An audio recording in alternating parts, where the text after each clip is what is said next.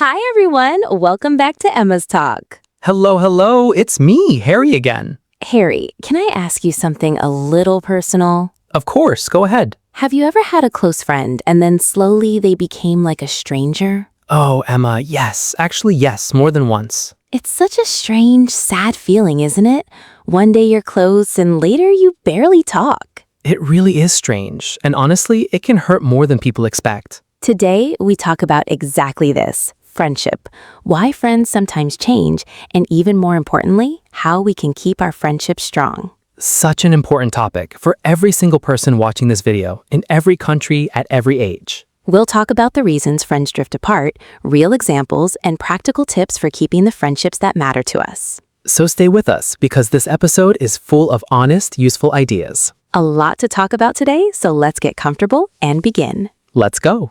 Okay, Harry, let's start with something simple. What is friendship, really? Good question. I think friendship means two people who care about each other, trust each other, and enjoy spending time together. Care, trust, and enjoyment. 3 simple words, but so important. Exactly. Let's repeat them. Care, trust, and enjoyment. Care, trust, and enjoyment. I also think friendship means someone accepts you, just as you are. Oh, I love that idea. No pretending, no performing, just being yourself. Exactly. A real friend doesn't need you to be perfect. A real friend doesn't need you to be perfect. Let's repeat that. A real friend doesn't need you to be perfect. Harry, do you think friendship looks the same for everyone everywhere? Actually, no, I don't think so. Different cultures and different people express friendship differently. Can you give an example? Sure. In some cultures, close friends talk on the phone every single day. In others, friends might not talk for months, but still feel very close. That's so interesting. So friendship isn't measured only by how often we talk. Exactly.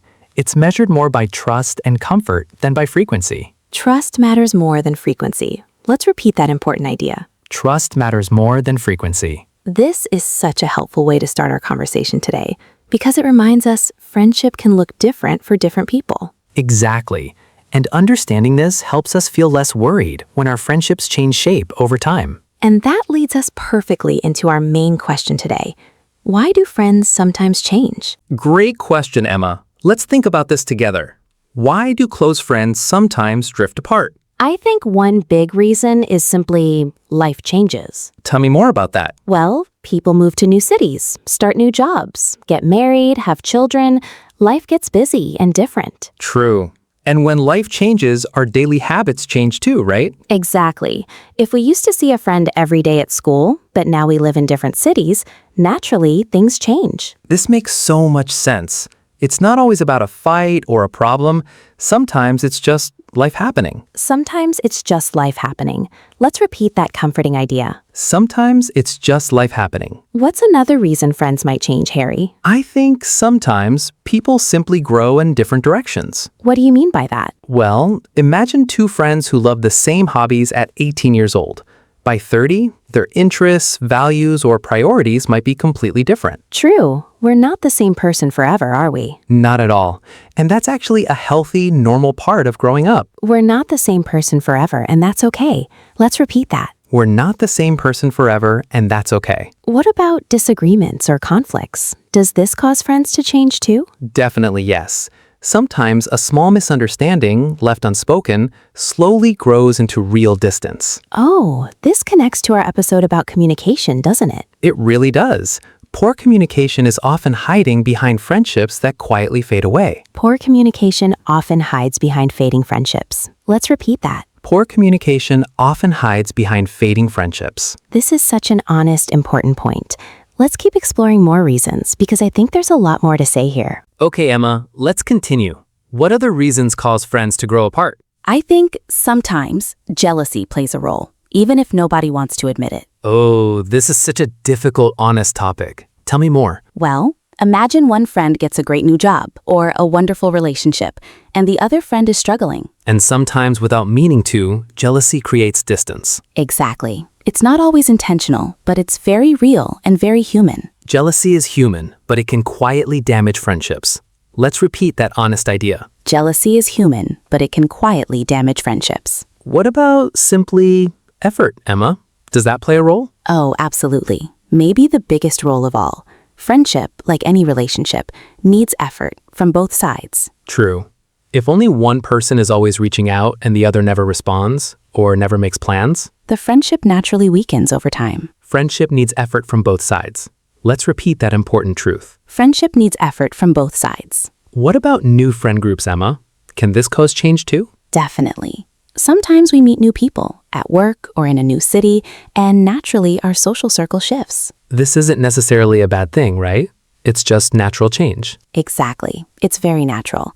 The tricky part is when we forget our old friends completely in the process. This is such a helpful reminder for all of us. Harry, do you think social media plays a role in this too? Oh, definitely. A big role, actually. Let's talk about that next, because I think it deserves its own conversation. Okay, Harry, social media. Such a modern, complicated topic for friendship. It really is. On one hand, it helps us stay connected, even across the world. True, we can see photos, updates, messages instantly. But on the other hand, sometimes social media creates a false feeling of closeness. What do you mean by false feeling of closeness? Well, imagine seeing someone's photos every day, but you haven't actually spoken to them in months. Oh, I understand completely. You feel like you know their life, but really you're just watching from a distance. Exactly. It can feel like connection without real deep conversation. Watching isn't the same as truly connecting. Let's repeat that important idea. Watching isn't the same as truly connecting. This really makes me think differently about my own social media habits, honestly. Me too. It's not that social media is bad. It's just not a replacement for real conversation. Social media isn't a replacement for real conversation. Let's repeat that. Social media isn't a replacement for real conversation. What about comparison, Harry? Does social media create comparison between friends too? Oh, very much so. Seeing everyone's highlight moments can sometimes create quiet jealousy or feelings of missing out. True. We only see the happy vacation photos, not the ordinary, difficult days. Exactly. And this can create distance without anyone even realizing why. This is such an important, modern reason why friendships sometimes quietly change. It really is. Now let's shift a little and talk about something equally important. How it feels emotionally when a friendship changes or ends. This is such a tender topic, Harry. How does it feel emotionally when a close friendship starts to fade? I think, honestly, it can feel a lot like a small loss, even like a quiet kind of grief. Grief? That's such a strong word, but I think it fits. It really does. We're losing something that used to be a big part of our life. I remember once realizing I hadn't talked to a close childhood friend in over a year. It felt strangely sad, even though nothing bad happened. That's such a relatable feeling. Sometimes there's no big fight, just quiet distance, and that can feel confusing. Confusing, because we don't always know exactly why it happened. Exactly. And I think it's important to say, this feeling is completely normal and valid. This feeling is completely normal and valid. Let's repeat that comforting reminder. This feeling is completely normal and valid. What would you say to someone feeling sad about a friendship that's changed? I would say it's okay to miss someone, even while also accepting that people and friendships naturally change over time. Missing someone and accepting change at the same time. Exactly. Both feelings can exist together, and that's okay. Both feelings can exist together. Let's repeat that. Both feelings can exist together. This is such an emotionally honest part of our conversation today. Now, let's talk about something a little different. Is it always sad when a friendship changes? Or sometimes, is it actually healthy? Great question, Emma. I actually don't think it's always a bad thing. Tell me more about that. This feels a little surprising at first. Well, sometimes friendships end because they were no longer healthy for one or both people. Can you explain what you mean by not healthy? Sure. Imagine a friendship where one person constantly criticizes the other, or never listens, or only calls when they need something. Oh, this kind of friendship can really hurt someone's confidence over time. Exactly. In these cases, distance or even ending the friendship can actually be a healthy, positive choice. So change isn't always a loss. Sometimes it's actually protection. Exactly. Change isn't always a loss. Sometimes it's protection. Let's repeat that powerful idea. Change isn't always a loss. Sometimes it's protection. This really helps us think about friendship more honestly, doesn't it? Not every friendship needs to last forever to have been meaningful. Not every friendship needs to last forever to have been meaningful. I love that. Let's repeat that beautiful idea slowly. Not every friendship needs to last forever to have been meaningful. What a comforting thought, especially for anyone feeling guilty about a friendship that ended naturally. This really removes so much unnecessary guilt from the conversation, doesn't it? It really does. Now, with all this honest understanding, let's move into something practical. How can we actually keep the friendships that truly matter to us? Okay, Harry, this is the part I've really been looking forward to. How do we keep good friendships strong, especially with busy modern life? Great question. I think first, small, regular effort matters more than big, rare gestures. Small, regular effort? Tell me more. For example, a short message, checking in, saying, thinking of you, how are you doing? This small message really matters. Even something so simple? Especially something so simple. It shows the person you're still on my mind. Small effort matters more than big, rare gestures. Let's repeat that. Small effort matters more than big, rare gestures. What about making time, Harry? This feels like such a challenge with busy schedules. True, but I think even a short phone call once a month can keep a friendship alive. So it's not about quantity, it's about consistency? Exactly. Consistency matters more than quantity. Consistency matters more than quantity. Let's repeat that important idea. Consistency matters more than quantity. What if we're the type of person who forgets to reach out, Harry? Any advice? I think setting small reminders can really help. Like, every Sunday, I'll message one friend I haven't spoken to in a while. Oh, that's such a practical, simple habit. Exactly. Small habits repeated over time build strong friendships. Small habits repeated over time build strong friendships. Let's repeat that. Small habits repeated over time build strong friendships. This is such useful, practical advice, Harry. What else can help us keep our close friendships strong? Let's keep going, because I think there's a lot more helpful advice to share here. Okay, Harry, let's continue our list. What's another way to keep friendships strong? I think being honest, even when it's uncomfortable. Can you give an example? Sure, if a friend hurts your feelings, instead of staying silent, gently and kindly share how you feel. This connects to our communication episode again, doesn't it? It really does. Honest, kind communication keeps friendships healthy and strong. Honest, kind communication keeps friendships strong. Let's repeat that. Honest, kind communication keeps friendships strong. What about celebrating each other's happy moments, Harry? Does this matter too? Definitely yes. Real friends celebrate your success instead of feeling threatened by it. This connects to what we said earlier about jealousy. Exactly. Choosing joy instead of jealousy when a friend succeeds builds real trust. Choosing joy instead of jealousy builds real trust. Let's repeat that. Choosing joy instead of jealousy builds real trust. What about supporting friends during difficult times? How important is this? Extremely important. Being present during hard moments often means more than any gift or big gesture. Simply showing up and listening when someone is struggling. Exactly.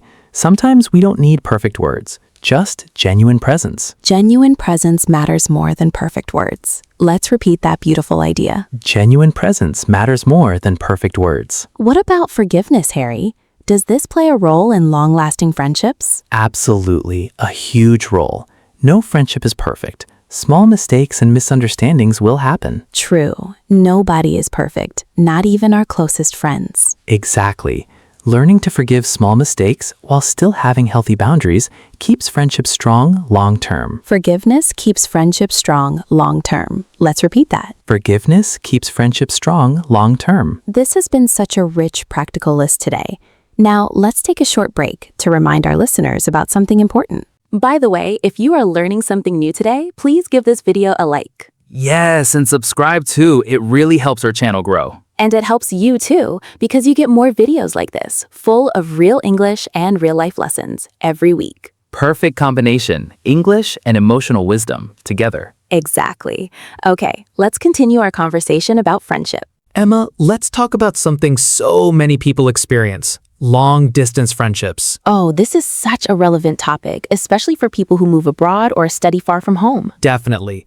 Do you think long-distance friendships can survive long-term? I really do, yes, but I think they need a slightly different kind of effort. Tell me more about that. Well, without regular in-person time, communication becomes even more important and intentional. Intentional, meaning planned, on purpose, not just accidental? Exactly, like scheduling a video call instead of just hoping you'll randomly talk sometime. Intentional communication keeps long-distance friendships alive. Let's repeat that. Intentional communication keeps long-distance friendships alive. What about time zones, Emma? This can make things tricky, right? Very tricky sometimes, but even a simple voice message sent whenever it's convenient keeps the connection alive. True. Technology really helps here, more than ever before. It really does. What about visiting each other when possible? Does this matter too? Definitely, yes. Even a short visit once a year can strengthen a long-distance friendship enormously. There's something so special about being physically together, even briefly, after a long time apart. It really is special. It reminds both people this friendship is worth the effort. This friendship is worth the effort. Let's repeat that lovely reminder. This friendship is worth the effort. This gives so much hope for our listeners who might be living far from close friends right now. It really does. Distance doesn't have to mean the end of a friendship, just a different way of maintaining it. Harry, let's talk about something that feels difficult for so many people. Making new friends, especially as an adult. Oh, this is such a common struggle. It felt so easy in school, right? Exactly. At school, you're surrounded by people your age every single day. But as adults, we're busy with work, family, responsibilities. Making new friends takes real effort. What advice would you give someone struggling to make new friends as an adult? I would say first, put yourself in situations where you naturally meet new people. Like what, for example? Hobby groups, sports clubs, classes, even volunteering. Shared activities naturally create connection. Shared activities naturally create connection. Let's repeat that. Shared activities naturally create connection. What about being a little brave, Harry? Starting the conversation first? Yes, this really matters. Many people wait for others to reach out first, but sometimes we need to take that first small step. Taking the first small step. This connects to something we said in our first impressions episode too, doesn't it? It really does. Being open, warm, and a little brave in that very first moment matters so much. What if someone feels shy or nervous about starting new friendships? I would say start small.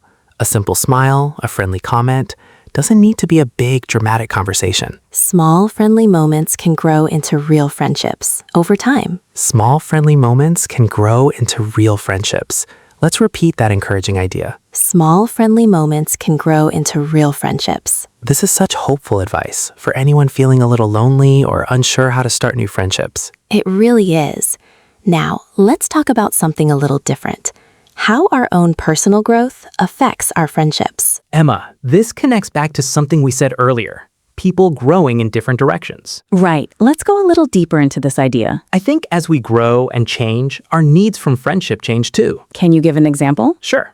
Imagine at 20, friendship might mean going out often, having fun, staying up late together. And later in life? Later, friendship might mean deep conversation, quiet support, understanding during difficult times. So the shape of friendship changes as we change. Exactly. And sometimes old friendships struggle simply because both people are growing in different ways. The shape of friendship changes as we change. Let's repeat that thoughtful idea. The shape of friendship changes as we change. Does this mean personal growth is bad for friendships, Harry? Not at all. It just means real friends grow together or gently accept each other's growth, even when it looks different. Real friends grow together or accept each other's growth. Exactly. And sometimes the strongest friendships are the ones that survive many different versions of ourselves over the years. The strongest friendships survive many versions of ourselves. What a beautiful way to think about long-term friendship. It really is. This naturally brings us to something important, the difference between quality and quantity in friendships. Okay, Harry, let's talk about this. Is it better to have many friends or just a few close ones? I think this really depends on the person, but generally, quality matters more than quantity. What do you mean exactly? Well, having 10 friends you barely know isn't as valuable as having 2 or 3 friends who truly understand you. True. Real closeness takes real time and energy. Exactly. And we simply don't have unlimited energy to deeply invest in dozens of friendships at once. Quality matters more than quantity. Let's repeat that important reminder. Quality matters more than quantity. Does this mean it's wrong to have many friends, Harry? Not at all. It's simply about being honest with ourselves about which friendships we truly want to nurture deeply. Nurture meaning care for and grow over time? Exactly. We can have many friendly acquaintances, but usually only a few truly close, deep friendships. We can have many acquaintances, but few close friendships. Let's repeat that. We can have many acquaintances, but few close friendships. I think this really helps take away some pressure for people who feel like they don't have enough friends. Exactly. A few deep, honest friendships are worth so much more than a large, shallow social circle. This is such a comforting, honest message for so many of our listeners today. I completely agree. Now, let's talk about a very human topic: how to handle it when a friendship truly ends or falls apart. Harry, this can be such a painful topic. What do we do when a friendship truly ends completely? First, I think it's important to allow yourself to feel sad without judging yourself for it. Give yourself permission to grieve, even a friendship, not just a romantic relationship. Exactly. Friendship grief is real, even though people don't always talk about it openly. Friendship grief is real. Let's repeat that important, validating idea. Friendship grief is real. What about closure, Harry? Do we always get a clear, final conversation when a friendship ends? Honestly, not always. Sometimes friendships simply fade without a clear final moment. That must feel especially difficult without a clear ending. It really can be. In these cases, I think it helps to create your own sense of closure, even internally. What does that look like practically? Maybe simply thanking that friendship in your own heart for the good memories, even while accepting it has ended. Creating your own closure, even without a final conversation. Exactly. This helps us move forward without carrying unnecessary pain or unanswered questions forever. This is such a healthy, gentle way to think about loss. What about staying open to new friendships after an ending like this? Extremely important. One friendship ending doesn't mean we should close our hearts to future connection. One ending doesn't mean closing our hearts to future connection. Let's repeat that hopeful message. One ending doesn't mean closing our hearts to future connection. This is such a beautiful, hopeful way to end this particular part of our conversation. Now, let's put together a complete, practical list, bringing together everything we've learned today. Harry, before we get to our full list, I want to talk about something really useful. How do we know if a friendship is healthy or if it's actually draining us? Oh, such an important question. Let's think about the signs of a healthy friendship first. I think first, you feel comfortable being yourself around this person. Yes, no pretending, no performing, just natural, easy conversation. Exactly. What's another sign? I think after spending time together, you usually feel good, energized, maybe even happier. After spending time together, you feel energized. Let's repeat that. After spending time together, you feel energized. What about the opposite, Harry? What are signs that a friendship might be draining us? I think first, if you often feel tired or a little anxious after spending time with someone. Oh, this is such an important thing to notice, even though it feels a little uncomfortable to admit. It really is. Another sign might be if the friendship feels very one-sided, always about their problems, never really about yours. A friendship that only goes one direction over a long time. Exactly. And also, if you often feel judged or criticized instead of accepted. Feeling judged instead of accepted. This is such a clear, important sign. Let's repeat that. Feeling judged instead of accepted is a warning sign. Feeling judged instead of accepted is a warning sign. Emma, does this mean if we notice these signs, we should immediately end a friendship? Not necessarily, no. I think first, it's worth having an honest conversation, if that feels safe to do. True. Sometimes people don't even realize how their behavior affects us. Exactly. Honest conversation gives the friendship a real chance to improve before deciding anything bigger. Honest conversation gives friendships a real chance to improve. Let's repeat that hopeful idea. Honest conversation gives friendships a real chance to improve. But if the situation doesn't improve over time, despite honest effort, then I think it becomes okay to create distance, gently and without guilt, for our own well-being. this really connects back to what we said earlier about change sometimes being protection, not loss. Exactly. It all connects together so beautifully. Now, let's talk about something a little different, how friendship looks across different cultures. Great idea, Emma. This is especially relevant since our listeners come from so many countries. Definitely. Let's start with something simple. How often friends see each other in different cultures? In some cultures, close friends see each other almost daily. It's a natural part of everyday life. And in other cultures? In others, life is busier, more individual, and friends might meet less often, but still consider each other very close. This connects to what we said earlier, too, that frequency doesn't always equal closeness. Exactly. It's a nice reminder of that same idea, from a cultural angle this time. What about how friendship is expressed, Harry? Does this differ across cultures, too? Very much so. In some cultures, people express friendship openly, with hugs, warm words, physical closeness. And in others? In other cultures, friendship might be expressed more quietly, through loyalty and consistent actions rather than open words. So the same deep feeling, just expressed in different ways. Exactly. Different expressions of the same universal human need for connection. Different expressions of the same universal need for connection. Let's repeat that beautiful idea. Different expressions of the same universal need for connection. What about making friends with people from different cultures, Harry? Any advice there? I think curiosity and patience matter a lot.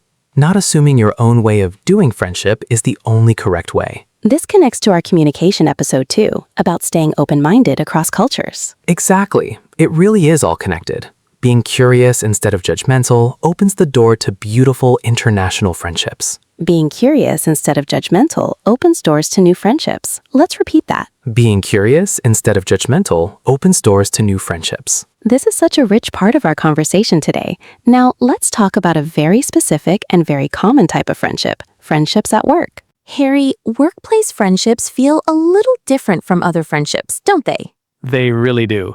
There's a professional element mixed in, which can make things a little more complicated sometimes.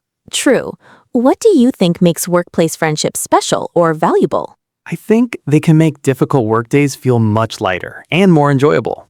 Definitely. Having someone to share a coffee break with or laugh with during a stressful project means so much. Exactly. Workplace friendships can turn just a job into a place you actually enjoy going to. Workplace friendships can turn a job into a place you enjoy. Let's repeat that. Workplace friendships can turn a job into a place you enjoy. What are some challenges, though, with workplace friendships, Harry? I think sometimes it can be tricky, mixing personal closeness with professional boundaries. Can you give an example? Sure. Imagine a close work friend gets a promotion and suddenly becomes your manager. Oh, that could feel a little strange, adjusting the friendship to fit the new professional situation. Exactly. It takes honest conversation and maturity from both people to handle this kind of change well. What happens, Harry, if we change jobs and leave that workplace? Do these friendships usually survive? Some do, if both people make real effort outside of the workplace itself. This connects back to our earlier point about intentional effort mattering so much. Exactly. The same principles appearing again, in a slightly different context. Intentional effort keeps workplace friendships alive even after changing jobs. Let's repeat that. Intentional effort keeps workplace friendships alive, even after changing jobs. This has been such a useful, realistic conversation about friendship at work. Now, let's talk about something that many people experience, but rarely discuss openly: rebuilding a friendship after a real falling out.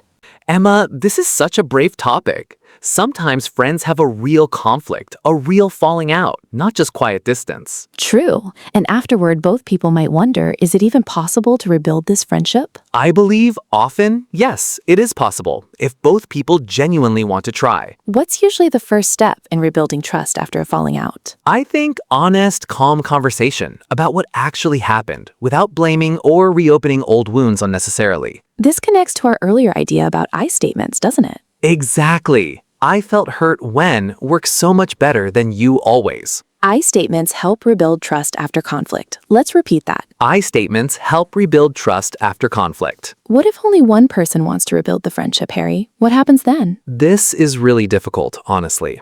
In this case, I think it's important to respect the other person's feelings, even if it's painful. Even if we wish things were different. Exactly. We can't force someone to want reconciliation, even with the best intentions. We can't force reconciliation even with the best intentions. Let's repeat that honest, important idea. We can't force reconciliation, even with the best intentions. What advice would you give, Harry, to someone hoping to repair a broken friendship? I would say reach out gently, with honesty and patience, but also be ready to accept whatever the other person decides. Reaching out with honesty, patience, and acceptance, all at the same time. Exactly. It takes real emotional maturity, but it's often worth the attempt. for a friendship that truly mattered. This is such a mature, thoughtful way to approach one of life's more difficult friendship moments. It really is. Now, with all this wisdom gathered together, let's move to our complete practical list, bringing today's whole conversation together. Great idea. Let's go through our full list one more time. Tip 1. Understand that change is natural, not always a failure. Tip 2, communicate honestly, even when it's uncomfortable. Tip 3. Make small, consistent effort instead of waiting for big moments. Tip 4, celebrate your friends' successes instead of feeling threatened. Tip 5. Show up during difficult times with genuine presence. Tip 6, practice forgiveness for small human mistakes. Tip 7. Be intentional, especially with long-distance friendships. Tip 8, be brave enough to make the first move with new friendships too. Tip 9. Focus on quality more than quantity. Tip 10, allow yourself to grieve when friendships truly end. What a complete, meaningful list, Harry. It really is. Let's repeat them all together quickly one more time. 1. Change is natural. 2, communicate honestly. 3. Make small, consistent effort. 4, celebrate successes. 5. Show up with presence. 6, practice forgiveness. 7. Be intentional, especially long distance. 8, be brave, make the first move. 9. Focus on quality. 10, allow yourself to grieve. 10 simple but powerful ideas for building and keeping meaningful friendships. Simple ideas, deeply meaningful results. Simple ideas, deeply meaningful results. Let's repeat that. Simple ideas, deeply meaningful results. Now, let's try something a little different and practice a short, real conversation, reconnecting with an old friend. Oh, I love this idea. Let's imagine reaching out after a long time apart. Okay, I'll message first. Here goes. Hi, I know it's been a really long time, but I've been thinking about you. How have you been? What a warm, simple message. Now, let's imagine the reply. Emma, wow, it's so nice to hear from you. I've been good, just busy with life. How about you? I've been good too. I'd love to catch up sometime, even just a quick call if you're free. I'd really like that too. Let's find a time this week. Let's stop the role play there. Harry, what did you notice from a communication perspective? So many good things. A warm opening, honesty about the time apart, and a clear, gentle invitation to reconnect. No pressure, no guilt, just genuine warmth. Exactly. This is exactly how a healthy reconnection can begin. This little example really shows our listeners it's never too late to reach out to an old friend. It's never too late to reach out to an old friend. Let's repeat that encouraging message. It's never too late to reach out to an old friend. This roleplay really brings together so much of what we've discussed today. Now, let's turn to our listeners with some questions to think about. Okay, now it's your turn, dear listener. Yes, let's ask some questions. Think about your own answers while you listen. Question 1. Do you have a friendship that has changed over time? How did it feel? Was it change sad or actually healthy looking back? Question 2. What is one small thing you could do this week to strengthen a friendship? Maybe a message, a call, or simply plans to meet up. Question 3. Do you find it easy or difficult to make new friends? Think honestly about why that might be. Question 4. Is there an old friend you've been thinking about but haven't reached out to? Maybe today is a good day to send that message. Question 5. What do you value most in a close friendship? Trust, honesty, fun, support? Think about what matters most to you. Question 6. Have you ever had to let go of a friendship for your own well-being? How did you feel before and after that decision? These questions really help us reflect honestly on our own friendships and habits. Exactly. Reflection helps us build more intentional, meaningful relationships going forward. Reflection helps us build more meaningful relationships. I love that line. Let's repeat it slowly. Reflection helps us build more meaningful relationships. Beautiful. Now, before we say goodbye, let's bring together everything we learned today one more time. Great idea. Let's go slowly through our most important phrases from today. Number 1, a real friend doesn't need you to be perfect. A real friend doesn't need you to be perfect. Number 2, sometimes it's just life happening. Sometimes it's just life happening. Number 3, friendship needs effort from both sides. Friendship needs effort from both sides. Number 4, change isn't always a loss. Sometimes it's protection. Change isn't always a loss. Sometimes it's protection. Number 5, consistency matters more than quantity. Consistency matters more than quantity. Number 6, genuine presence matters more than perfect words. Genuine presence matters more than perfect words. Number 7, this friendship is worth the effort. This friendship is worth the effort. Number 8, small friendly moments can grow into real friendships. Small friendly moments can grow into real friendships. Number 9, quality matters more than quantity. Quality matters more than quantity. Number 10, it's never too late to reach out to an old friend. It's never too late to reach out to an old friend. Wonderful. Now you have 10 meaningful phrases and so many honest, practical ideas from today's episode. 2 lessons in one video as always. English and real-life wisdom. That's always such a good deal. So, Harry, is there a friend you're thinking about after today's conversation? Honestly, yes. An old friend from university. I think I'll message them today, actually. That's such a lovely idea. I think I will too. What a nice way to end this episode, with real, honest intention. Tell us in the comments, is there a friend you're thinking of reaching out to after watching this video? We really want to know. Write it below. Maybe it's a childhood friend, a college friend, or someone you simply lost touch with. Whatever it is, we hope today's episode gently encouraged you. Thank you so much for listening today and for practicing your English with us. See you very soon with another interesting topic. One conversation at a time. One friend, one message, one small step. Your English and your relationships will grow naturally. See you in our next real conversation. Bye, everyone. Bye-bye.